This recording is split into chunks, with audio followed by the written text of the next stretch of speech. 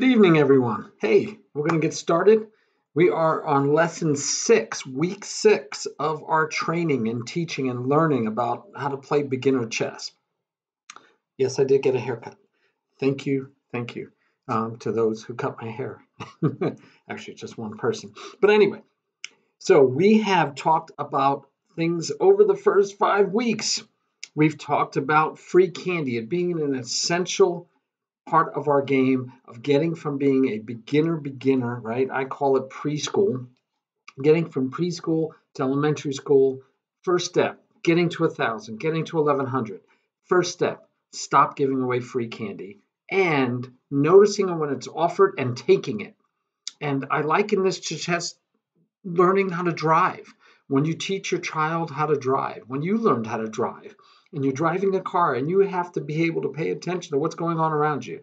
You have to notice that the light changed. You have to notice that people are walking in the crosswalk. You have to notice your speedometer and your odometer. You have to pay attention to a lot of things going on.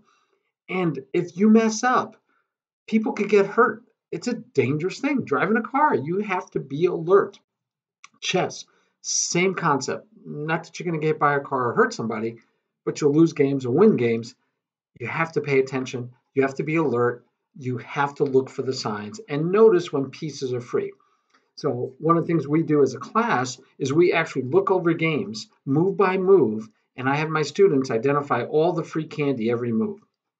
And you can do that as you play. We talk about free candy a lot, if you didn't notice. All right, the next thing we talked about was in the opening, what do? Well, in the opening, we want to develop our pieces. So we want to make sure that our pieces are developed and that we have our king put into a safe spot, meaning behind 3 unmoved pawns most of the time. That's what we're shooting for. All right, what's next? Well, we've covered free candy, we covered his development. We also have to look for opportunities. Now, we went through all these things, especially development and king safety. We spent a whole week on development, a whole week on king safety. And then we started talking about how do you think? How should you analyze the game while you're playing it? What is going through your mind? And sometimes we just move pieces. And one of the nicest things about streaming, when you watch other streamers, so we were watching The Modern Ancient the other day. He has a stream, and he's around 990, and he thinks out loud so you know what he's thinking. And as a beginner, I love listening to him because I can get a good insight to what he needs to improve and what my students need to improve. So I teach chess. We focus these presentations, these streams for the beginner and for those teaching beginners. So we covered, again, free candy, development, king safety. How do you think? And the number one thing we said, and it's on this list up here, the number one thing we said that you have to focus on when you are thinking about your moves is first, why did my opponent make the move he or she made? Because I have to be aware of threats. So we talked about like SWOT analysis in business. I have to understand my strengths and my weaknesses in my position. I also have to understand any opportunities I have, which we're going to talk about this week, and any threats against me, which will also kind of be covered because the same opportunities you have may be threats that your opponent has against you, the same concepts. So we think about those things. And then we also covered, can we play chase? And by chase, I mean attacking a king or a queen and gaining tempo, being able to develop while chasing that king or queen. So it's all back to development again. In the opening, development is the number one goal. Actually, there's 5 goals. The first one is development. The second goal, and they are in order of importance. So development, number 2, development. Number 3, development. Number 4, king safety. And number 5, control the center. So we talked about those things. And today we are getting into a little bit more fun area for you that want to play and win games, and that is finding tactics and targets. But we're going to start with tactics. And there's many tactics. So this week we're going to focus on one of them, although we will touch on others as they come up. We've done that in all of the other lessons. If you go back and look, you'll see that we cover things like skewers, they happen. Double attacks definitely happen. Discovered attacks definitely happen. Pins and others. And you will find that I believe my number one tactic is a discovered attack. And probably one of the hardest ones to see for a beginner is when their opponent uses a discovered attack against them, either setting it up or when it actually occurs. But today we're going to start with the pin. And so what you see on the board right now is an example of a situation where black has his knight pinned to his queen. If we pin a piece to the king, we call it an absolute pin because that piece cannot legally move. Now this knight, black to move, this knight can move, but if that knight were to move, we're going to have a small problem, and that problem will be that we will lose our queen. All right, I'm going to demonstrate on this board, and I'm going to just put this pawn here because Lichess that I'm using right now, and I'm doing it in an analysis board, thinks it was white to move. So again, if we move this knight, we lose our queen. And is it worth it? It might be, we don't know. But right now, no, it's not worth it at this moment because we're not getting anything for it directly. I don't see a checkmate coming. There are opportunities maybe that would happen with a checkmate, but they're not happening at this time. All right. So a pin is where you attack a piece, and if that piece were to move, you would take something usually of greater value, or at least it's unprotected. So there's going to be a benefit to me if you move your knight. In this case, I would win an exchange. I'd get a queen for a bishop. All right, so we're going to look how that works. Now, what do you do when you have a piece pinned? I mean, okay, so I pinned a piece. What does that do for me? What comes next? Why am I happy about that? Well, my goal is to pile up on that pinned piece. What does it do for white? Now, I would love to be able to attack that knight with a pawn, right? If I could push this pawn, take this pawn, and then threaten here, that'd be great. But I push it, he could take it. If I take it, he could take back. So I'm not going to get a pawn here anytime soon. But can I attack it with another piece? Is there another piece on the board that I can attack it with? There is. Definitely there is. Very good. Knight can come here and attack. Knight can go to d5, attack the knight, and now we are attacking the knight twice. And that's important because the queen and the pawn are protecting it. It's protected twice. Based on our definition of free candy, a piece that is either attacked and unprotected, or a piece that is attacked more times than it is protected, this knight is not free candy. We are not at risk of losing this knight, right? It's not free candy. What we're at risk of is ruining our king side. So what would happen, let's say if black says, well, you know, I can't do anything about that. I'm going to develop my knight. Or, in a sense, even worse, black decides, I'll attack your bishop. This is called putting a question to the bishop. Normally, this is done when you are pinned. You put a question to the bishop to get the bishop to decide to either trade or go away. Now, again, if it was black's move here, so now let's say it's black's move, black could put the question to the bishop and say, hey, get out of town or trade. And if you trade, I can take back with my queen. Let's just do that for a second. Now, white can come here and attack the queen and the pawn, threatening the rook that can't get away. But black can stop all that by bringing his queen all the way back. Now, a lot of beginners would be like, oh, I don't want to bring my queen all the way. I just brought it there, right? Queens don't go backwards. I mean, that means I did something wrong. So they wouldn't want to go back, and they might try something else, like sliding it over here. But that's bad. Sliding it here, that's bad. I've seen them even put it here and give it away for free. But the right move is just to go back, protect the pawn, and then later you could push that knight away in multiple ways, but simplest way is use the pawn, chase the knight away, and then you're fine. Life is good. All right, so that's what would happen could happen if we put the question to the bishop. The bishop could also say, nope, I'll back up here. And then you see a lot of times players, beginners and others, will say, well, I'm going to keep chasing that bishop because I don't want that pin. I really, really, really don't like that pin. I don't like that pin so much, I am willing to ruin my pawns in front of my king. And white can say, hey, I'm okay. I moved my bishop 3 times, but I had you totally destroy your king side. So your king is no longer protected. It's a fair trade in the mind of a lot of people that, hey, if your king is going to be open, I'm okay with this.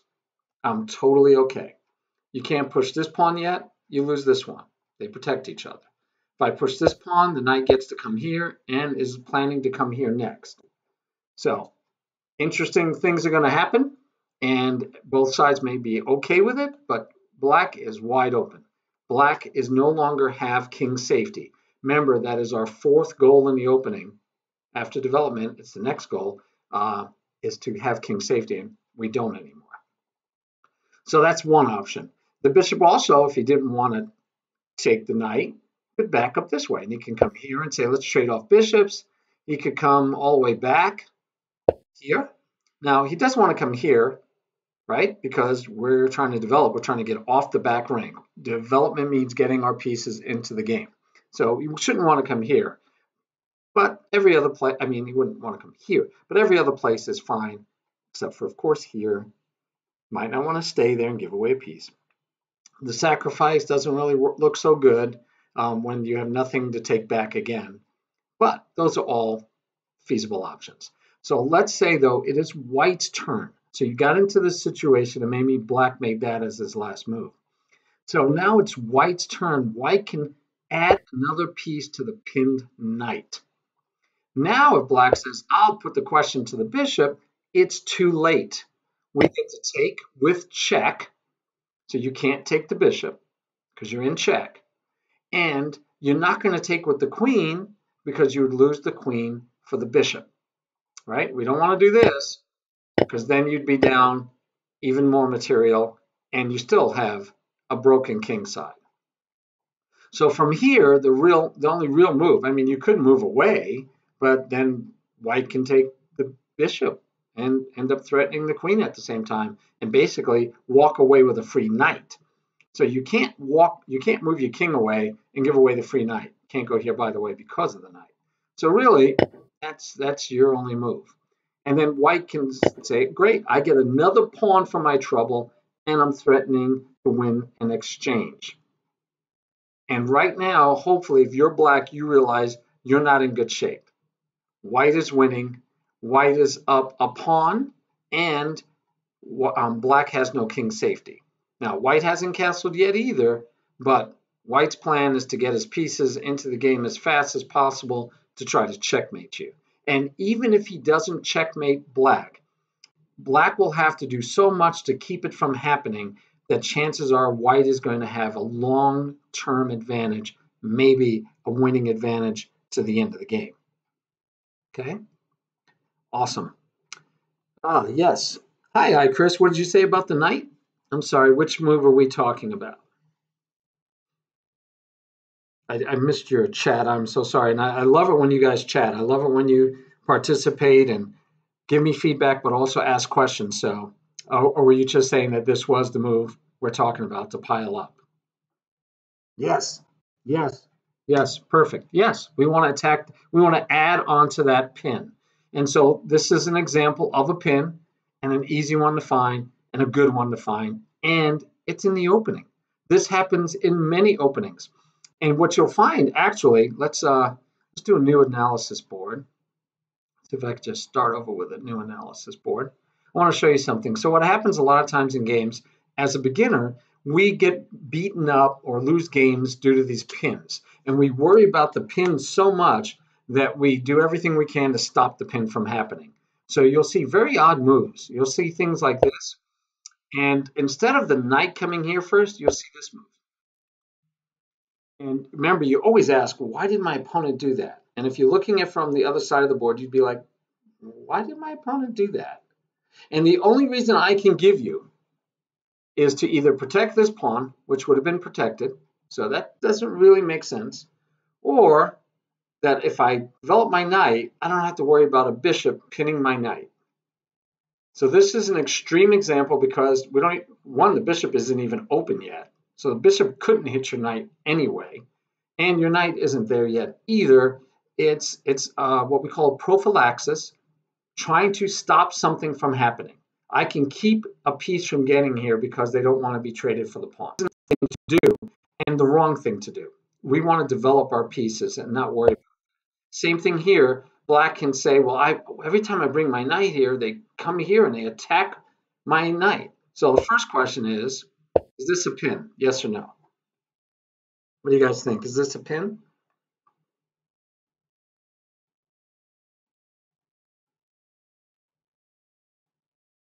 Hiker, Chris? No, it's not a pin. Very good. It's not a pin. Why isn't it a pin? It's not a pin because it's not, if that knight moves, it's not attacking anything of greater value or unprotected. So at this moment, it's not a pin. But what the threat is to remove the defender. So if I do this and I do this, then I've lost the defender from my pawn, and it looks like I lose a pawn. Now, there's a whole lot of theory to this where you don't necessarily lose the pawn because the queen can come here and attack, do a double attack, and win back the pawn. But if black had taken this way, then it's not so easy to win back the pawn, although you still can, because when you chase, right, the knight still has to leave and this pawn is still hanging. All right, so the fear is that this bishop is going to take my knight. And so what you'll get is rather than protect the pawn, they'll be like, well, I got to do this pawn move first. And then they're like, well, I don't want to do that because then I just lose the pawn outright. So I'll protect the pawn first with my pawn, right? Protect the pawn. Then I'll push this pawn. Then I'll finally develop a knight. So watch what happens with this. This is, I'll use the knight first so that, oh, okay, now I push the pawn. And now we develop here because I can't go there anyway.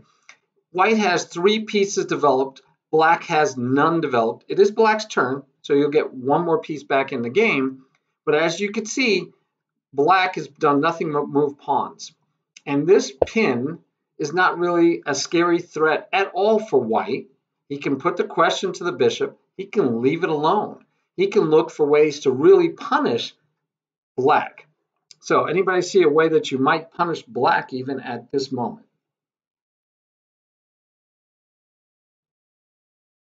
And it's okay if you don't. Let's say white goes here, and let's say I don't know. Let's say black goes here. So white can actually say, well, I'm going to attack your pawn. Oh wait, as Eric Rosen would say in IM, he's hilarious, very clean, very nice. Like watching his stream also, but he's an IM, right? So I have trouble following most times, but he's fun to listen to. So if white takes the queen, we get a check. And with that check, he only had, right, he can go here or here. And so I'm probably not even in the right place for this. I get another check, and now he can get away. So I'm not even in the right place. Shows you how much I remember openings. So let's try it here instead. Okay? And in one game I saw just recently, it was things like this, right? Doubling up on the knight, like we just said we should do. And white says, well, I'll just do this. I'll just go away. And then we get here. And that loses to check. And now the square is taken by the knight. I got it right this time. Yes. Oh, no, my queen. Yeah, Eric Rosen is well known for his fun way of talking. And so, yeah, there you go. You have no squares and it's checkmate. So that's one where we see the pin and we think, hey, let's take advantage of the pin, double up on the knight. And it's still a good move because this move, you do not have to reply by taking the queen. Of course, you do not have to take the queen. You can take the pawn. And then if the queen takes the bishop, you still get the pawn here, in which he'll move the rook, and you end up with extra material. So you're still winning. But what happens a lot is black, especially beginner, says, I got a free queen. Free candy is hard not to take. Now, the knight was free also, and you'd have to be at least aware enough or have that spider sense going on that, hey, I can't afford, yeah, he's giving away a queen. Why is he giving away a queen? He's also giving away a knight. He's giving away a queen. What's up with that? And you might just decide, I can't see it. And if you can't see it, then I actually teach my students, take the free candy. If you don't see why you shouldn't, take the free candy and learn why. And guess what? When this happens to you, you'll remember it. And not only will you remember it as black and not let it ever happen again, but you'll remember it as white and say, I'm going to look for that opportunity myself and see if I can get that on somebody else. So you'll learn from it rather than not taking because you're like, I don't know why he did that. I think he must have a good reason. So I'm going to do something else, like move my bishop here or something and give him that pawn for free where he doesn't have to, now he just keeps the pawn and he moves away. So instead, if you don't see it, then go ahead and take the free candy and learn as you go. If you do see it, then you'll do something like this. All right, so that's the concept. And the reason, by the way, just a reminder, because this is what it's all about, a reminder, if you look, white has 3 pieces, and then he castles, if we do it right. He castles, so he has 4 pieces developed versus black only having 2. Why does black only have 2? Because of some errant pawn moves. And now black makes a mistake of piling up on the knight, which is okay normally, and actually it'll still be okay if we take correctly, but it allows white a tactic to try to win a pawn. And here win this pawn, black in the end should win the c pawn. But black is still way behind in development when that happens. And that's the negative. Black will be really far behind in development. And that's what we don't want. So we moved the knight twice and we moved this pawn. So those 2 moves were not needed and allowed white to get ahead in development and to play trappy moves like this and have opportunities to say, oh no, my queen, and win possibly. All right. So that's the concept. We're focusing on pin. Now, how do you get practice with pins? Well, one is we're going to go look at a couple of games and see if we can see opportunities, either realized or not, for a pin. And pins happen with different pieces. So pins, bishops are great for pins. Bishops are powerful pinning pieces, but bishops are restricted to one color. So this bishop, because this pawn is blocking him, can't pin his knight, right? If we go back, we didn't play it well, we played poorly. Oh, let me go back and actually get rid of some bad variations that we don't want to look at anyway. So let me promote that variation. Okay. So in this variation, knight, and bishop came out to attack. We said that's one of the ways it could have happened, but we're doing the one where black decided to push the pawn instead, right? I'd rather you develop pieces, but not only should you develop a piece in this case, and we didn't develop a piece, but we blocked the bishop out of these squares. So by pushing this pawn, we've already decided this bishop is either going here or here. Very small scope for the bishop. Now, I'll just add on an extra, which we'll cover again in later lessons, but there's a thing called a good bishop and a bad bishop. I don't know if you know that one. Is that a trap or a tactic on the white's part? That was definitely a trap. That was not a tactic. That was a trap. Yep, that was a trap. Set a trap. So we have a thing called a good bishop and a bad bishop. And what that means is the bishop on the same color as your center pawns, because most times your center pawns are not side by side, and most times you haven't traded them off early. So in this case, here's an example. These 2 center pawns are on dark squares. So therefore, my dark bishop is my bad bishop, meaning it has less scope. It can't go as far, while my light square bishop has all that range. And if he comes out of here, he has easy alleys to get into other places. So my good bishop is my light square bishop. My bad bishop is my dark square bishop. That's all that means. Now, this forces me to already have a bad bishop. And if I had instead developed the bishop, and so instead developed the knight first and then the bishop, if I could get this bishop out before I push this pawn, then that bad bishop is on the outside of my pawn chain. So let's just do that. So now, when I get that bishop move in, I can push this pawn and the bishop will be on the outside of this pawn chain. The other thing that pawn chains help you with, which are very interesting, they tell you where you should attack. A lot of times I have beginners, my students say, where should I attack? On the king side, on the queen side, the middle? Do I attack the king? What do I do? Well, your pawns kind of tell you where you normally would attack, where the normal easy attack would be. And these pawns are pointing to the king side, and depending on what white does with his pawns, he can also be pointing towards the king side. If his pawn goes further and gets all the way to here, then his pawns would be pointing to the queen side. So different options. All right, so back to the concept. We didn't develop. We are wasting development moves. We've locked our bishop out of the game, and so those are bad things that happen. So if you're white, so let's flip the board one more time. If you're white and you see these kind of moves, instead of being depressed that you don't get to pin a knight, instead of being depressed that you don't get to pin a knight, you should be thinking, hey, this works out for me. This is a weakened pawn, and he didn't develop. This is weakening the, he shouldn't castle queenside now probably, and he didn't develop a piece. It means I can develop another piece. I can get ahead on development. So this is good. White's happy. He's way ahead in development. That makes sense. Okay, let's see. Is the bad bishop behind the pawns? Yes, the bad bishop would be the ones that get trapped behind its own pawns. You can make both of your bishops technically bad if you lock them both up.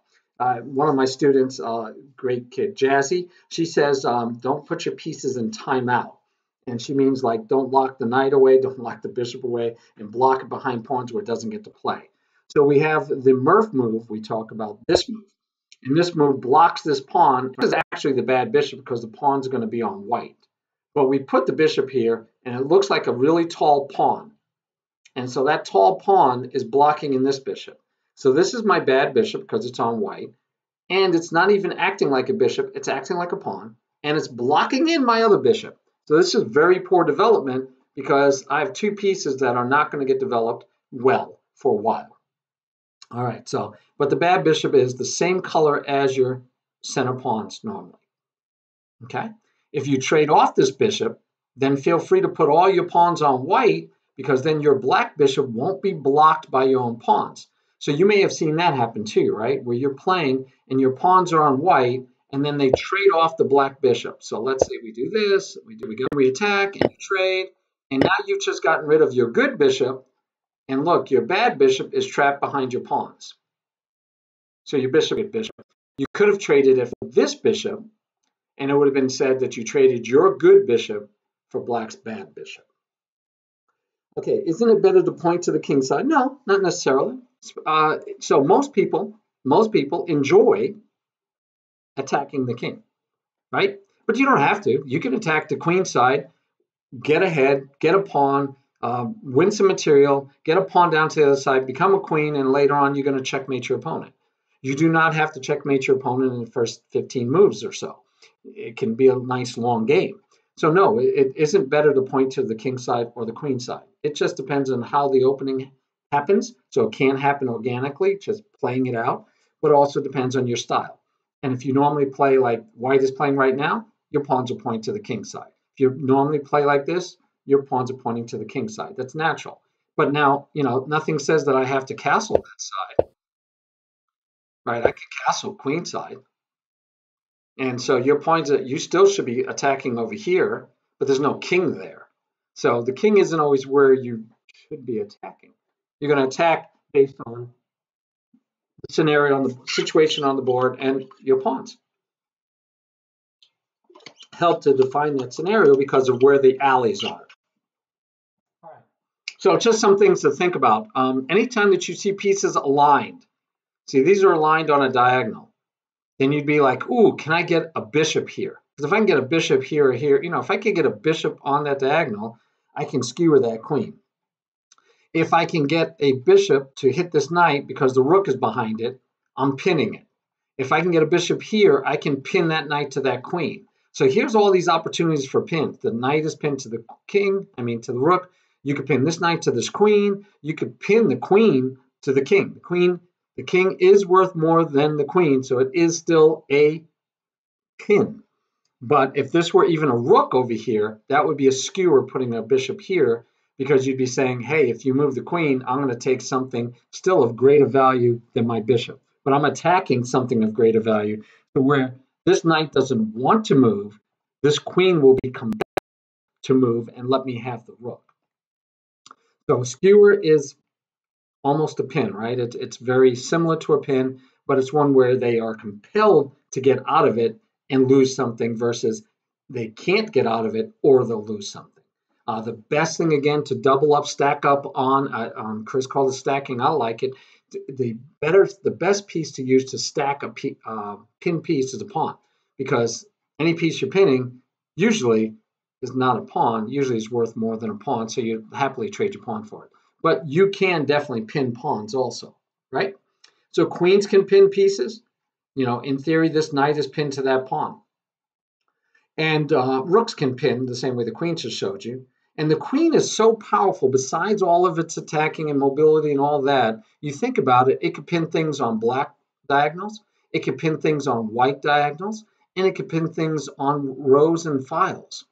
Now, rooks can pin straight lines, and bishops, although they're the most commonly used thing to do a pin, only can do it on one color. So if you've traded, like white has lost his black bishop, black no longer has to worry about the black squares being attacked with a bishop. Doesn't have to worry about pins and skewers on the black diagonals. Files, yeah, sure. Still have to worry about forks and double attacks with knights, sure. But he doesn't have to worry about black diagonals. And that's things for you to think about while you're playing. Okay, can you show the skewer? Sure, let's do a skewer. So let's switch this, if you don't mind. We're going to go to a board editor just because it's going to be a little smaller. So we'll see how the display works. But yeah, let's look at a skewer real quick. We're focusing on pins this week, but like I said, what happens, a lot of times we cover other material. All right, so see, it messes up my positioning here on my presentation. Now, I'm just thinking of another way to do this. Let's go back. Let's just do another analysis board. We'll do it slower. It'll be faster than me resizing and changing the image that we're using in the board. All right, so we'll get a new analysis board because it's starting over, and we'll show you how a skewer might look. That game actually gave us the opportunity if we could get our bishop out into the right squares. All righty then. A little latency, a little delay. Here we go. All right, so let's say we're going to try to get to the point where we could do a skewer. And I'm going to make one probably illogical, okay? Let's just say that. So we get somebody that likes to develop the queen too early, attacking here and attacking here. The only real attack is here. Do you get scared when somebody develops their queen early? You might, but you shouldn't. What you should say to yourself is, oh, good. I'm going to be able to play chase the queen and develop my pieces while doing it. So can I put the knight here? Yes. Would have chased the queen? Yes. But then I'd lose this pawn, and it's free candy. It's still free candy. Don't ever like giving away free candy, so instead I develop my knight.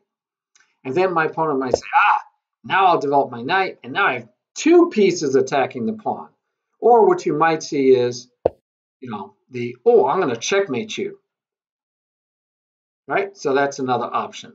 So do I bring out my queen and protect? I could, but I'd be blocking my knight from the best square. Do I bring my queen here and protect? I could, but then I block in my bishop. Remember, we don't like doing any of those things. So then where am I at now? Well, now I'm probably going to have to push this pawn. Putting the knight out here doesn't stop the bishop and the queen going past the diagonal and checkmating me. So let's say I attack the queen. I've pushed the a non-center pawn. No, I don't want to do that normally, but I was provoked. So white comes here and says, I'm still threatening checkmate. And black just has to realize that and say, okay, good. Now I'll block. It's protected by the queen. I'm feeling good. And white's like, dang, my attack is fizzling. So maybe he goes here. Black says, I'll just protect myself. And let's say white is, I'm just going to go here because I'm attacking. I'm an attacker. And so let's say black goes here. Okay, now white might be thinking, I'm going to push this pawn here, but let's say he's a little worried first and he decides to make a really horrendous move of pushing the king over. Okay, black right now has a skewer. I can hit the queen and I'm going to hit the king afterwards. Sorry, this is technically a pin. Sorry, that's technically a pin. So let's do a skewer. So I can do a skewer. Let's say we go here. We're going to castle because castling is almost always good. So we're going to castle. We're going to go here because we want to keep the knight out. And black says, I want to put my bishop here, but right now the queen would go here. I can attack it. Maybe I could trap the queen. Maybe I could trap the queen. But I'm also thinking, he might be thinking castling this side. So I'm going to go here first, followed by this to chase the bishop. Okay, that's what I'm doing. I'm not doing it to keep the pin. There's no pin anymore. I'm doing it so I can advance my pawns.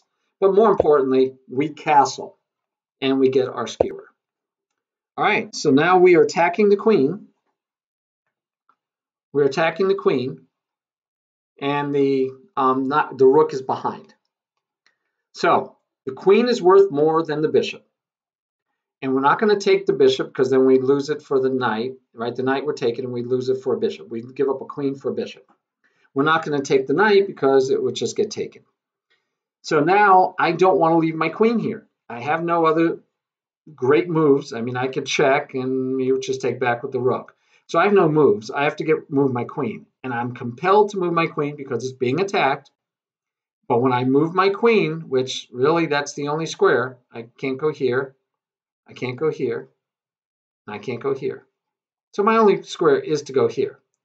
Now it's not so easy to trap it because then I would take the bishop. But now I get to take a rook, which is of greater value than the bishop.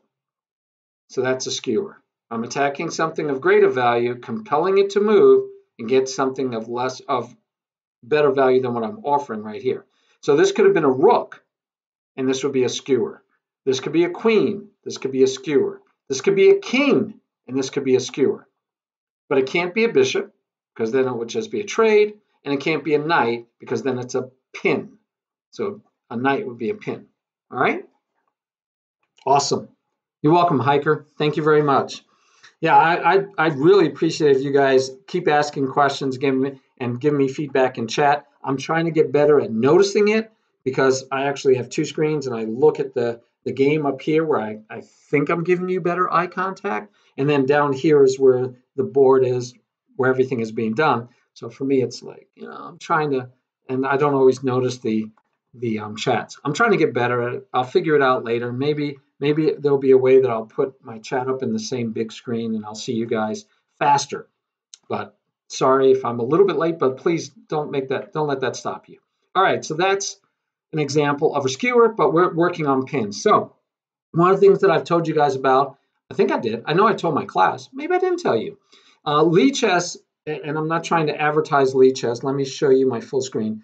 I do love Lichess, though. I use Lichess over chess.com, and it's just the one I found. And Lichess is, it's nonprofit, so I really like it. So I usually promote it when I can. It's totally nonprofit. It's free, totally free. And it doesn't matter if you can donate more money to them if you want, but it doesn't matter if you don't donate any money to them. You still get all of the functionality. So that's a nice thing, in my opinion. And some of the nice, powerful things that they have is under Learn. So they have chess basics. You could come here and do puzzles to your heart's content. And but they break them out into things that you need to know. So first is how you move the pieces. So for my class and for these lessons I do streaming, I assume you know all the rules. You know how all the pieces move, and you know all the rules. So you know en passant, you know what's a legal capture, you know what it is a legal castling position or not. So you know all those things. You know what stalemate is. Okay, you know all the rules. So then they have fundamental, and they have intermediate, which is awesome, right? Not you have fundamentals, you have intermediate items, and then you have advanced. I think it's excellent. I have all my students go through these by finishing all of them. That's one of the things I use to help my students get through the basics. Then they have practice where it gets more in-depth stuff like checkmate, different checkmating patterns, and I advise my students, of course, we do that as homework, and so they work through checkmating patterns. Very important. And here are the basic tactics. So here are ones that are about the pin, and here are ones that are the skewer you asked, the fork or double attack. Discovered attacks, again, my favorite, I believe is the most powerful. The double check, which may be the exception to the discovered attack. Because if you get a double check, a lot of times you're going to end up with checkmate. I mean, it's really hard to keep from getting checkmated when you're getting double checked at some point. Overloaded pieces, but you also have things like removing the defender, which this doesn't give you. But it does have some down here like interference, opposition. No, it doesn't have remove the defender, but that would be another one. Zwischenzug and Zugzwang, so more of them for you to play with, but we are focusing on pin. So there's only 8 problems in teaching you the pin, but we could do those 8 problems together and we could see how that works. You can also do puzzles, and under the puzzles, you get to pick the type of puzzle, the theme. And so you could pick all the theme that you can do is all pins, and they have thousands, about 86,000 puzzles based on the pin. So they started off, they tell you make an absolute pin. They actually show you the answer with the arrow pointing, right? So, and then you could take the knight. So really basic, really simple, and it moves you on to the next puzzle. And so this one, again, how can I pin? So you're looking, and again, this is really good, I think, for your learning because you're looking for this opportunity. You're looking for things aligned. And you could say, oh, this is aligned, this is aligned. Hey, look, this diagonal is aligned, and I just happen to have a black bishop. And that works really well. It works great. It does just what I need. So let's see if we can see alignment again. So I see this alignment, right? Because this is a lesser piece. We'd be pinning it to the queen. I see this alignment, but there's a pawn in the way. So that's not the one I'm looking for probably. Okay, so I'm looking for alignments. I have potential maybe here later, but nothing yet. So I could put a bishop here and try to attack that pawn. That'd be fair. But I have something better because I can pin that rook right away. So I can ping the rook. The queen moves here, doesn't do you any good. You still take it off. So this one's a fun one. Remember what we said. We're already pinned, but it's protected. It's not free candy, but it's pinned, right? And it is an absolute pin. It's pinned to the king, so that knight cannot legally move. Because if it could come here and say check as an example, depending on what we were to do. But it can't even come here and say an intermediate check because black would be in check. So, all right, and then we win it. We cannot delay. We cannot move our rook. We cannot take with the rook because we'd lose our rook for a pawn. We cannot say, let's bring our king into the game. We have to take right now because the king move removed the pin. It is no longer a pinned piece, so we have to take it. All right, so looking for alignment again. We know it's white's turn. So is there an alignment? Well, heck, the knight, but that's a pawn, right? It's not something of greater value. Oh, but look, I have an alignment with the king. So that's a nice way to look at it. This pawn is pinned. And yes, it's an absolute pin.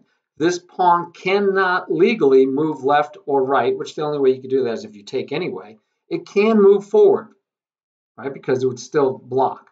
But it cannot move this way, which means it cannot take back. So that's a free piece because that pawn cannot take back. All right, so almost done. There's only 8 of these. So what do we have here? We're looking for a pin again. Here's the knight. If it moves, we take the rook. Rook takes back, but we take again. So if you count, you and I, we have 2 pieces attacking if the knight moves, and there's only 1 protecting if the knight moves. But the knight could move here and protect here, right? So the knight, if it was black's move, could move here and get out of the pin and be protecting this knight, this rook twice, which would be good because then he could force a trade here. But unfortunately for white, it's not black's move. It's not black's move. So what do we do? So this one's a little harder to find if you want to think about it because one question is a candidate move. Our rook is protected. If we attack the king has to step away. Yeah, but the king steps away and we only have 1 piece attacking and there's still 1 piece protecting, so we don't get anything. So we could take here, and if we take here, what happens? Let's try that. If we take here, we are attacking the knight. See, that went too fast. We want to go back and look at that. So if we take here, that knight will be attacking here. We'll be stacking up. That'll give us 1, 2, 3 pieces from here attacking and only 2 pieces protecting. And you hopefully thought, well, what happens? Yeah, free candies all over the place when you pin things. What happens if you take here? right? I mean, can't you just take here? Yeah, the rook could take here. So far, rook took a knight, but the rook can take back. And now we just got a rook for a knight and a pawn. But then you say, well, the knight could take back, but then the rook can take the rook. Because remember, the knight was pinned. So every way you look at it, you go here and you say, okay, well, I take with the knight. Okay, you take with the knight, I take the rook. I still get a rook for a knight and a pawn. Okay, so that's why that works. By the way, yes, we call free candy, if you ever take classes with me, free candy, again, is anything that's not protected and it's attacked. It has to be attacked. Just the fact that it's not protected, that's called an undefended piece. But if it's undefended and it is attacked by your opponent or by you, it's free candy. All right, so again, looking for alignment. Look, that pawn is pinned, right? That pawn cannot move. Now, the bishop's in his way anyway, so we call that blocked. If we had a white piece here, that would be called a blockade, keeping that pawn from moving. But right now, that pawn can't move because it's blocked, but it might want to move that way, but it can't. So the bishop is attacking our bishop. We could trade bishops again. If you're just starting, you might say, well, I'm just going to trade bishops, right? Or I might even push this pawn and protect my bishop. So if he takes my bishop, I take back. I could take this bishop. It's undefended. This is free candy. So here is free candy waiting to be taken. Free candy. But there's a better move because the pin offers you even more attacking possibilities. Pawn cannot take back. And the king could go here, and we would take here, that free candy still, and we'd say checkmate. Right? So if the bishop doesn't go, the bishop's still here, and the king slides over the only other square, the bishop could take this bishop, and it would be checkmate. But instead, the bishop backs up, still checkmate. Still checkmate. All right, last one. Here we go. So let's see. Looking at it, now black finally gets to be the one that moves. Yay! What do we have? We have the queen protecting the rook. So the rook is pinned because the queen would take our queen. So we can't move this rook, we'll lose our queen. And if you're wondering, can I get away with moving it? Maybe, but if I do, I gotta say check. Because if I move it like here, when he takes my queen, he's saying check. So I can't afford to do this. Even if this move went through my mind for a second, I gotta say, that one won't work because this is not check, and he gets to take with check. Can't do that move. But you keep looking and you say, well, you know, that queen is theoretically pinned to the king. Boy, if I had a bishop to put on this diagonal, I'd win me a queen. Flat out, I'd win a queen.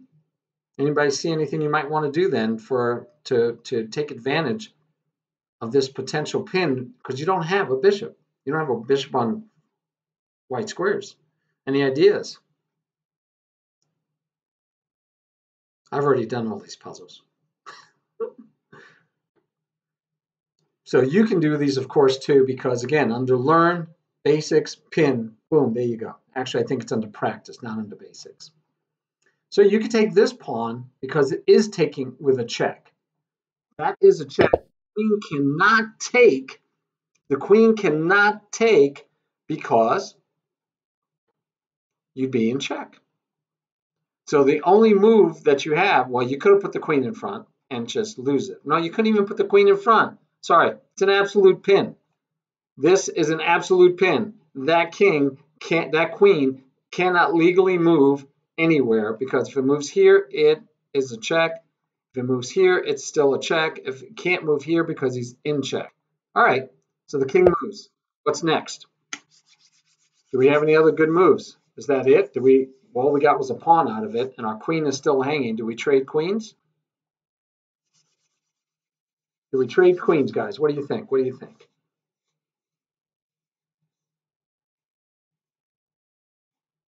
All right, yeah. There's another pin. The pawn is pinned.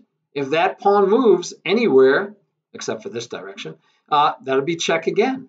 So we have another pin. So we could put our rook, and it goes so fast. We could put our rook right here. The pawn is attacking, the queen is attacking it, and white is lost because of it. So we're going to win the queen.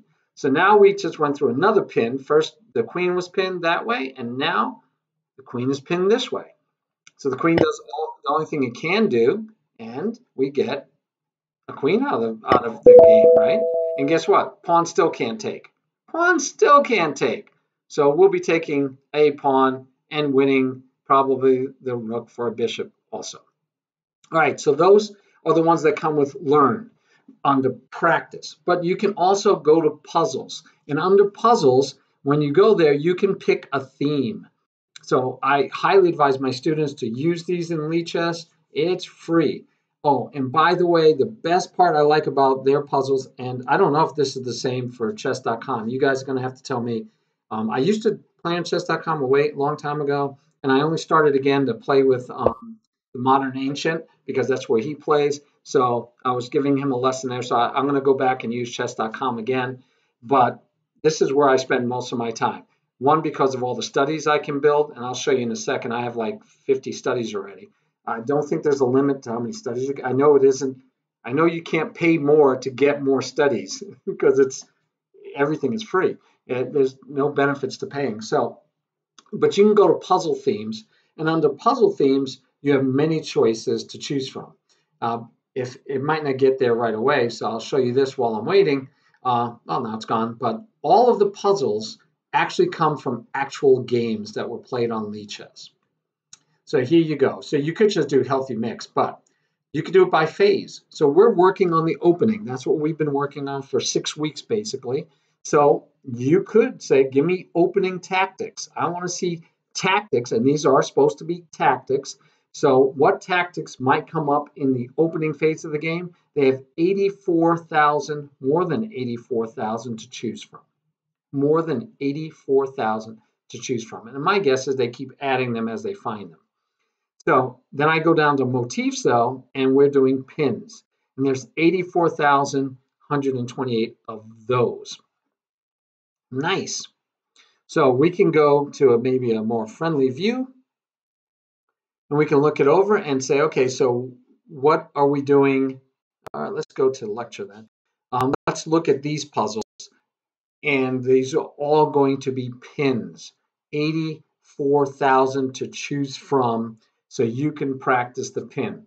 And the idea of practicing the puzzles, and I don't know that everyone realizes, what we want to do with a puzzle is get used to looking at the puzzles so that when we're in a game situation, like I just look at this as a game on the board, something should jump out to me faster, especially when we all like to play blitz, right? Some of us like to play bullet. I'm getting better at it. I don't know if I like it yet. The big benefit to bullet in my mind, I get a lot of games in. But other than getting a lot of games in, it's frustrating, aggravating when you're trying to think of how to win a game and really the rule is don't think. My daughter plays, and my daughter tells me all the time when she sees me playing blitz or definitely bullet of any kind, she's like, why are you thinking, Dad? You can't think. Don't think, just move. Don't think, just move. So you're going by instinct and you're going by pattern recognition. And I've seen books. I've bought one that says, oh, improve your pattern recognition. And it has nothing to do with pattern recognition when you get into the book. Pattern recognition is what you see when you do puzzles. And really, a whole book on puzzles would be better for pattern recognition. So this one, right, by the way, it's from a game. So a 1715 played a 1719. Oh, and look at this beautiful thing. If I point to it, it shows me, is it showing me that game or is it showing, no, it's showing me a game the person's currently playing because that's their account. So I can go watch, by the way, anybody. So you can go watch Eric Rosen if he's playing a game on Lichess. You just go watch his game. You can watch each other play, and you can go look at You can go look at my profile and look at all the games I've played, and you can say, "Oh man, this guy is not so good." You can look over his games, and you can look over my games. But anyway, so right away I see a knight aligned with the king. But remember, it doesn't have to be that. So I got to see, is there any other alignments that look like I can get free candy in? No, this one looks pretty clear cut. That's my free candy threat. Oh, and it says best move. You can't see that. It says best move. Keep going, right? Come up with tell me what the next move is. So I'll actually change this to full screen so you guys can see that too. So one thing it does is over here, which I was waxing on about how you'd see this, you couldn't even see it, sorry. So these are the two people that played this game, a 17-19 against a 17-15. It was a 15 plus 15 classical game, slower time so they can find good moves. Now, we don't know how much time was left at this point, but this is the position.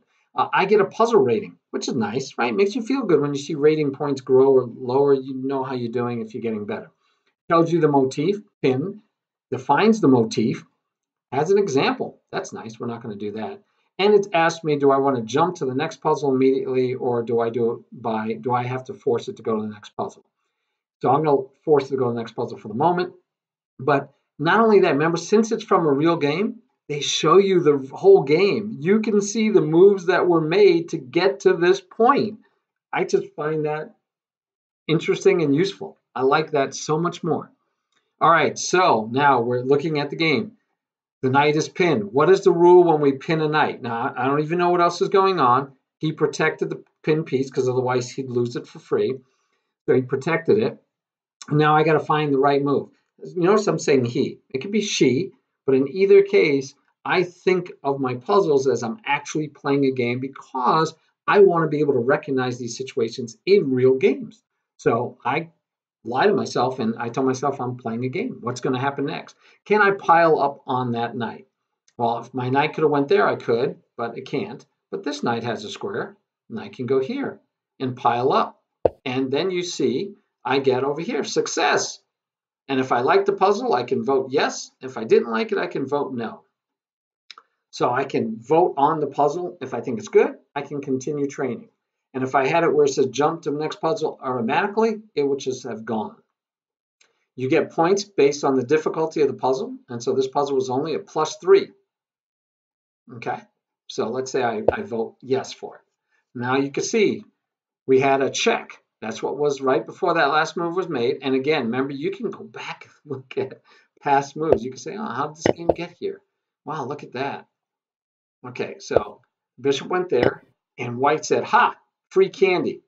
Right? Why? The pawn could take back. It's not pinned, but the rook would take the bishop. And so white didn't want to get into that mess. Also, if he had taken, the queen could have taken here, which may or may not be better, because then the king can run away this way or run up here. So, yep, we would have taken with the rook, but the queen is coming into the game pretty quick. If you notice, look at the board, white has already lost a rook. So we could go back and look at the previous moves, but white's already lost a rook. So one of the things when you're doing a puzzle, you need to acclimate yourself to the situation on the board. So black came here instead of taking the bishop, right, because that failed, and white checked. All right, so we have to look at it and say, well, you have two minor pieces, white has two minor pieces. Black's king is out in the open, white's king is safe.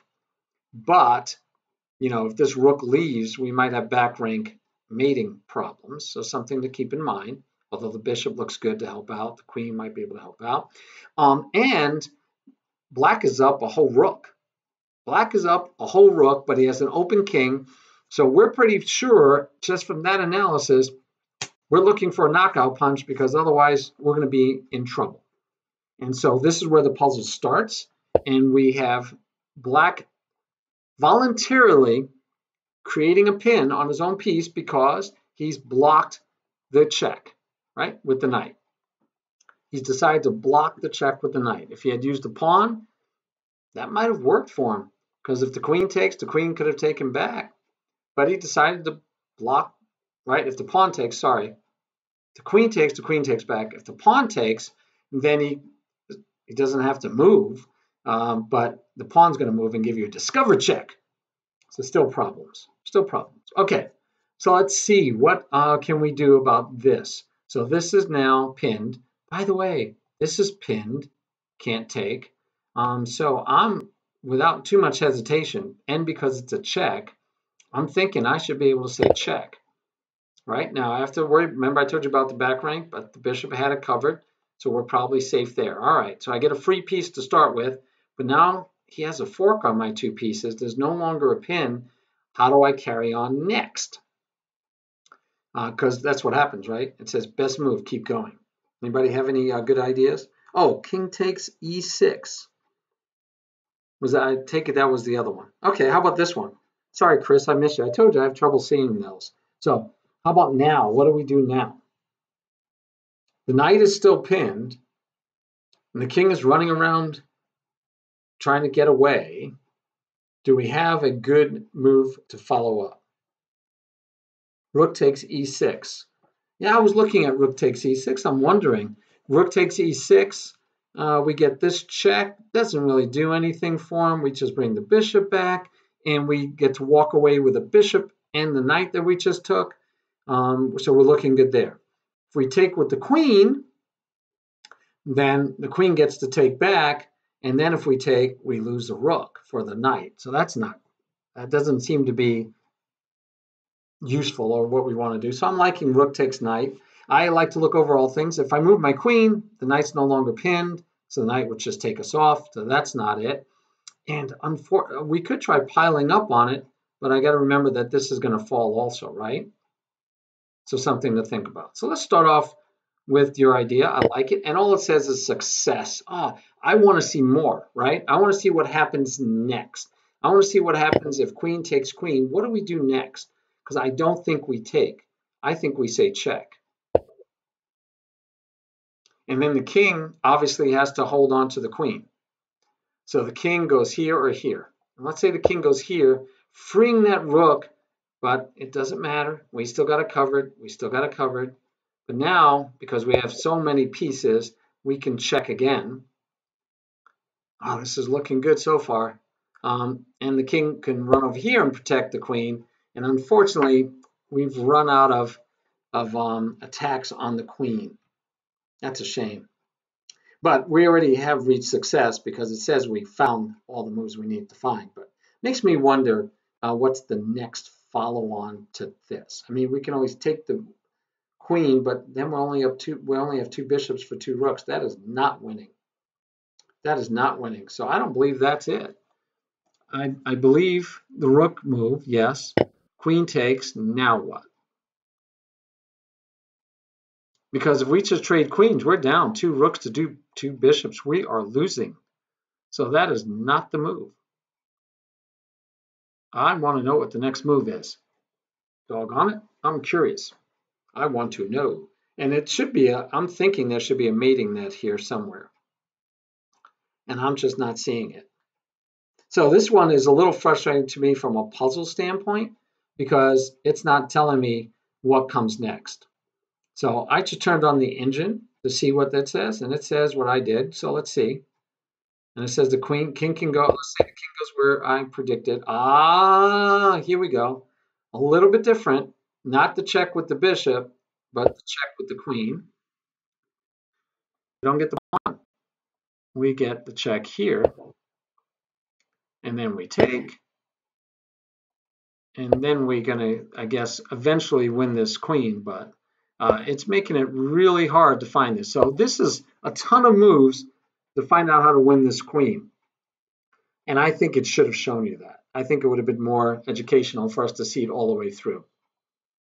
But it just said, that was obvious. So quit showing it. And I don't know how that's obvious. That seemed very complex. All right, knight is pinned. More importantly, the queen is pinned. Ooh. But the knight is attacking the queen, which would be a trade of queen. So that's probably not what we want either. So how do we carry this one out? A little tougher one. And as I said, as you go through, they do get tougher. So you'd have to work on this one a little bit to see what you're going to do to make hay in this situation. Wow, this is a little more complicated. The knight comes here, attacks the queen, doesn't really work. You can't pile up on it because it would just take, and it would have the piece. That's not it. Let's see. We could take the bishop. Yeah. Queen can take this way, can't take that way. But the queen could take here, and you could take, and then you'd be protecting, and you'd have a free knight, okay? So if we take here, right now, one pawn missing each. Okay, so we're equal. Now we're looking for advantages. If the knight is pinned, if I take the knight, the bishop could take back. So that's just a trade, and nothing much after that. Even taking here doesn't force the king not to castle. So taking the knight, I don't see how that gains us any large advantage. Of course, if we took here and he took here, we'd gain a whole piece, but there's nothing that forces that action to happen. We could take here, the knight could take back, and again, we have no force to action. Wow, what do you guys think? I'm having trouble finding this one. I'm having trouble finding the answer to this question. There's not knight there. Well, I would have loved to have gone here, but the knight could take us off. Would love to have gone here, but the knight could take us off. And the reason I would have loved here is because that bishop is pinned to the queen and it's pinned to its own bishop, but that doesn't work. We could take queen. I was thinking about that before, and either the knight or the king could take back. If the king takes back, then the knight is pinned still, and that's just bad. So the knight would take back, and again, I don't see how I'm going to double up on the pawn on the knight, and the knight could move because it's not a true pin because the knight is protected by the king. Wowzers! Get the dark bishop on the board. Yes, it would be great if I can get another piece on the board, but I got to find a move right now. We know the concept is a pin, and I know when I say show me the answer, I'm going to be depressed. So I'm going to go for this. I mean, I'm looking and I don't see anything obvious, but then I said, again, stack the pin piece. This piece is pinned to the queen. If I put the queen here, it'll be stacking on the knight. So let's try that and see if I get it. No, that's wrong. And the solution is you do take. Oh, interesting. Interesting. The answer is you do take. And then whoa. Oh, no, I hate it when I say okay, because I didn't get to see the puzzle. I missed the puzzle. We cannot see that puzzle now. That's just aggravating. Let's see if I can do a back button on the browser, because we didn't get to see why that. No, it's not going to give us that puzzle. And if we go back in, it's going to say, no, you already did that puzzle. Sometimes it'll actually show you the puzzles you did well and the ones you missed, the ones you got. And you might, I think at the bottom, they would show you how you did on puzzles. Let's see. But yeah, that's frustrating. I want to see what happened after bishop took. If queen, okay, so the queen couldn't take because he'd be in check. So the take the queen, but then the knight takes the queen. So I didn't see it. Okay, so here's the one that we just missed. Cost us 10 points. We could click on the -10 at the bottom and see it. I do like this. Okay, so so queen takes knight is what Hiker's telling me. Well, we'll see if we're right, Hiker. You might be totally correct. Let's find out. So we said bishop takes, right? Bishop takes back, and now what? Because it's black's move, right? That doesn't work, does it? Yeah, actually, wow, that's weird. That's weird. I don't know if that's the next move, but that actually works. So the knight here looks like it works because queen takes queen. Then we get a fork, and we win the queen back, and we are up one piece. We just won a piece doing that. Now, this is part of what I don't like about the way it works. So this is the opening, by the way, watching the whole opening. I could see playing. This was only a few moves in. All right. Hey, Aaron, thanks for following. Really appreciate it. Hope we give you good content. So here we are, and we say, okay, pin. Okay, so the knight goes into the pin. By the way, could have tried the pawn. Might have been better, right? Pawn might have worked better, but we're here. And then the move is bishop takes. So far we have a knight. We have a knight. Bishop takes back. We no longer have a knight. We're not up anything. But then this move, and it says it's pin. So we are doubling up on the pin piece, but the pin piece is protected multiple times. The only problem is we're attacking it with a knight. I don't see this as a great example of a pin. I see this as a great example of a knight fork. All the possibilities that the knight can do because it can then fork back to, and we get the queen. So to me, this is less of a pin problem as it is maybe a combo of a pin and a fork, more of a fork. Yeah, pretty awesome. But yeah, hard. I had trouble seeing it because I'm only thinking we're going to be doing pins, and that's one of the things that's nice if you do puzzles where you say just give me a mix, because then you have no clue what you're looking for. But right now, this week we want to focus on pins, so I would do pins primarily. All right, so last thing I normally do, and I'm over my hour, and I try to do an hour to keep it tight so you guys don't, get bored and go, why is he still talking? So now what I would normally do is go over a game. And so I'd go over a game of any player, and let's see. Chris is actually online. Chris, we're going to go find one of your games. I hope you don't mind. So we're just going to pick any game. I like to pick random games of players. And I told you, you can look at any player in Lichess and see their history and see how well they're doing. And I'm going to look for a win for Chris because why not? So he's played Stockfish a couple of times, and I'm looking for one of Chris's wins. And when you first start, it gives you 1,500 with a question mark, which means it doesn't know how good you are. All right, so here's the game with Chris. It doesn't look like the game went on too long, though, so let's see what happened in it.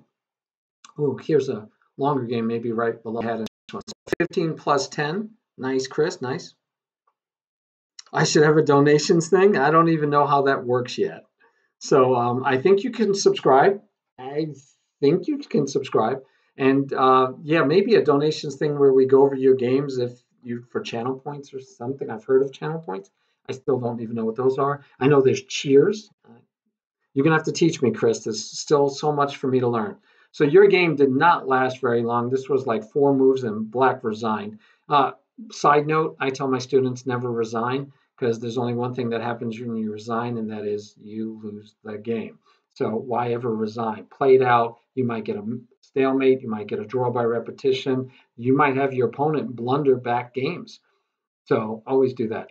So one of the things when you look in Lichess and you look over somebody, let's say you're going to have a match tomorrow against Chris, you could come here and say, let me see how Chris plays. And so I'm looking for wins that Chris had. And this one came up and I didn't ask it to. I just tried to see all the 6 wins. And this one may be the 9 move game, and I'd rather have a longer one. And I'm sorry for the delay in the, yeah, this is the 4 move. We don't want the 4 move. We wanted a longer one. I don't know what those stars are, but I have this, by the way, just so you guys know, I have this very strict moderation on mine because I teach a lot of children. And so a lot of the students I teach, some are adults. I have a whole 8 p.m. class that I do on with adults, and I do it through Zoom. But I also teach a lot of children, and so I keep the language extremely clean. I grew up in New York, so I'm used to not clean language, but because of my kids, I want to keep it clean. So just so you know, that's probably why if you say anything, I'm guessing it'll block it out, which is pretty neat if it does it all on its own. So you have a lot of, I'll say that you had a lot of good games on chess.com to look at, yes. And I will start using chess.com. Why he resigned? Maybe he had to leave. A lot of times when people have to leave a game, they will like ask you for a draw or just let your clock run forever, which is really rude, right? But a lot of times they'll resign, which is more polite, give you the rating points if they have to leave. All right, so another short game, but let's take a look. So Chris is playing black, and he moved to center pawn, so I'm happy. He's not even my student, but again, I only want you to move center pawns when you're a beginner, unless you're provoked to do otherwise. This is okay if you're going to fianchetto. I can't tell you how many times people do this and then don't fianchetto and move their bishop someplace else. So in my rules, as long as you fianchetto your bishop, yay, Chris, you're playing by my rules already as far as my principles I try to teach. So white is attacking the center, nice dual pawns attacking the center. Which side of the board should he be attacking on? We don't know. It depends. If he pushes this pawn, they're pointing to the queen side. If he pushes this pawn, he might be pointing to the king side, but we might get a whole big trade of pawns, and it's just wide open. When those pawns in the center have been destroyed and gone, their pawns aren't going to help you know which side to attack. Okay, but if the position is closed, meaning that the pawns, it points to the side of the board you should attack on. So this is not a pin. We've talked about that. This is not a pin. What I really like what Chris did was he didn't bother putting the question to the bishop early or now yet because he doesn't need to, right? Because it's not a pin. And even if it's a pin, he's got it protected, so he doesn't care. And I love this move. Great move, Chris. You attack the center, right? Occupy and attack the center. He's got his bishop in a different square, so he doesn't care that this pawn is blocking in his bishop. He's just now by doing, well, actually, the bishop was already free. He's freed the queen. But more importantly, this move, remember, you always ask why somebody did something. And so white should have looked at this and said, well, why did black move there? Well, black moved there probably because he could have castled. He could have done other things. He could have put the question to the bishop. Why did he move there? He moved there to attack and play in the center. So white should say, what do I want to do about that? Can I take? Is this free candy? Because glancing at it, it's only protected once. White's attacking it twice. So that is our definition of free candy. White should take. I don't know what happened, by the way, in the game. Let's just see. White did not take. White, in turn, attacked the king and said check. Legal, fine, but he missed free candy. If he had taken, black could take back, right? White could actually trade queens, force the king not to be able to castle, and then take the other pawn. So white had good opportunities to win free candy. So Chris needed to, while I like that move because he attacked the center, he put, he's going out to the center, he's giving away free candy. So maybe best is to develop the bishop first with a pin. The pin, that's what we're studying today. So here's a great opportunity to pin the knight, taking away its effect here. And of course, if you were to have pinned here, let's see, it will let us do a little analysis. And the pin comes here, black can take. White can't take, loses the queen. And if he takes this way, black can take first. Now, white won't lose the ability to castle because he has the rook and the knight that could take back. But now we could just move our knight and attack the pawn. And the knight is still pinned to the rook. So just how the game could flow. Not saying bad moves, good moves, should have been done, shouldn't have been done. I'm just saying that we missed the fact that we were offering free candy. And I told you that's critical for all beginners. It's our biggest thing. We need to not be giving away free candy. And as white needed to take advantage of that free candy that was offered, but he missed it. So black now develops the knight. That's not the best move. Better might be to use the bishop. That way, if the bishop takes, the knight takes back.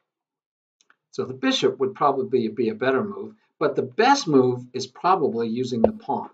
And although it's not a center pawn, I feel you're justly provoked, and now this bishop needs to go away. If he takes the pawn, you could take the bishop. If he takes your knight, you could take back. Queen, you're good. Everything is fine.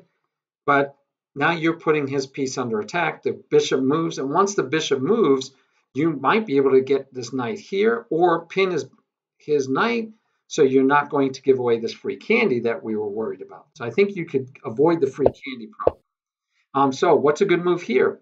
He's pinned. We talked about pins, and there you are. It's pinned. So now this pawn can push, and we'd have to lose that knight for a pawn. Right? We'd lose that knight for a pawn. There's really nothing around it. So again, we put ourselves in a pin, and so opportunity to take advantage of the pin, but white didn't take advantage. So this game is a very good example of opportunities to either pin or take advantage of a pin. Doesn't mean it has to happen all the time, and it didn't, and that's okay. So we castle, no longer pin, no longer the pawn push would help. It might not be a bad move, but it wouldn't help. And black says, ha, I'm not pinned. I can move that knight, and now I attack the queen. Now, white could have just taken back. So again, here, maybe pinning first, and then if you take this, you can't even take back. But white doesn't take back, right? Misses the fact that he could trade off the piece, and all he does is protect the queen. So he notices that the queen is under attack. Doesn't notice that the bishop's under attack, but it's protected by the knight. And he, of course, misses that this pawn is under attack. So this knight, as knights do, attack 8 squares when you put it in the center of the board. And 4 of those squares have white pieces on it that black gets to attack.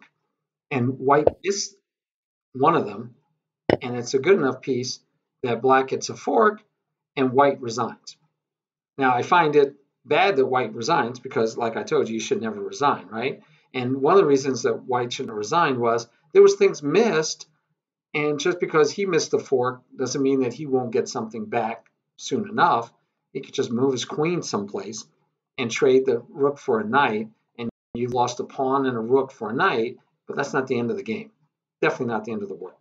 I would have, as his teacher, I would have told him, you got to play on. You can't resign that game. But he did. All right.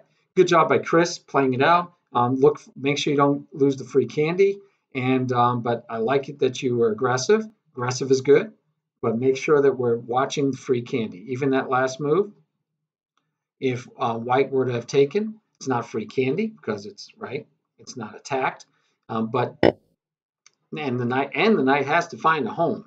Knight doesn't have that many good homes. I could go here because the knight can't take. It's pinned. So that's good. Double up on the knight, although the knight is protected twice, so it's safe. All right. Any questions? I think we did a good job of covering the concept of the pin and finding opportunities for pins, both sides. So look for your opponent. Make sure they don't take it. If they do pin you, don't let them double up and stack up on you. Stop that from happening. And if you get the opportunity to pin, do so and make sure you stack up on them, like Chris says, stack up on them. All right, you're welcome. We will hopefully see you guys on the other side. I don't know if anyone wants to check for me if the Modern Ancient is online right now. I can actually try something I've never tried, which is rating, right? Rating, I think, is where I kind of like, if you guys stay on after I end my stream, you'd go to wherever I raid you to. I think that's the way it works. But I don't even know how to do that. So I'm going to have to look that up. But if he's online, I would actually try to find a way to do that right now. But that would be fun, right? Sometime to push you guys over. And thank you for following. Hopefully it was worth your time. Wednesday, I do 11 o'clock. I know that's hard for some people. 11 o'clock Eastern Standard Time. I do it so that you can hit lunchtime and also people maybe that are elsewhere can get it. Let's see, /raid and then the name. But where do I put that command line? Because there is not an obvious command line on my computer. Believe it or not, I don't see an obvious command line. I'm on Twitch Studio. Oh, he's not online anyway, so we don't have to worry about it. Oh, you just put it in the chat. Nice. Because then I might be able to find other. I also like a few others. Like I said, Eric Rosen I like. John Bartholomew I like a lot. So I would push to their streams also if I can. I don't even know if they're online either. I don't know how to know if they're online. Just fun stuff here, trying to learn. Rosen looks like he's online because he's at least here. So I'm gonna try it just to see if I can do it even. All right, guys. You don't have to go there. Like I said, I like his stream, but you don't have to do it. Of course, you can just go wherever you want. But I want to see if it works. I'm going to try out what Chris gave me in the chat. I think it's I am Eric Rosen. I don't think it's just Eric Rosen. And so that's weird. I would think that should be a choice because I did pick the sites, the other streamers that I like. I did do that. I put that someplace. So I know it's supposed to give me the ability to do that. I looked under end stream. Now it only gives me record video. And I don't know if that's going to work right if I just type in I am Eric. I'm not sure it's I am Eric Rosen on Twitch. Frustrating.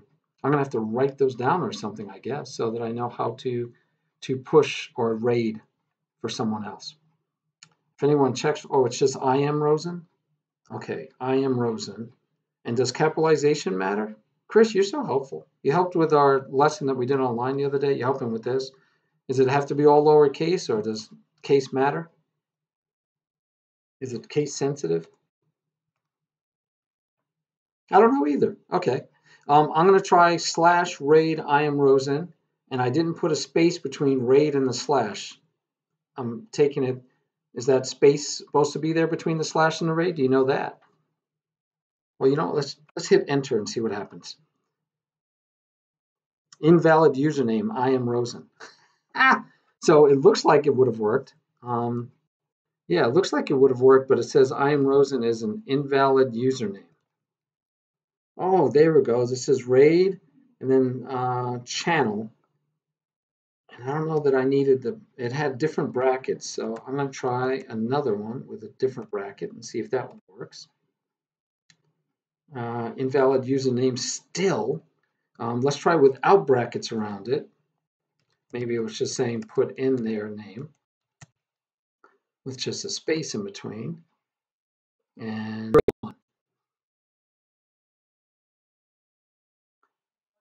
all right, 2 of you are ready to raid Rosen. I am Rosen in 5 seconds.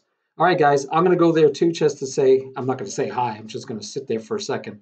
And then I will see you guys hopefully Wednesday. Friday, I do games against you. So if you want to challenge me to games, we'll go over your games together. See you later. Thanks for coming. Thanks for following. Have a great one.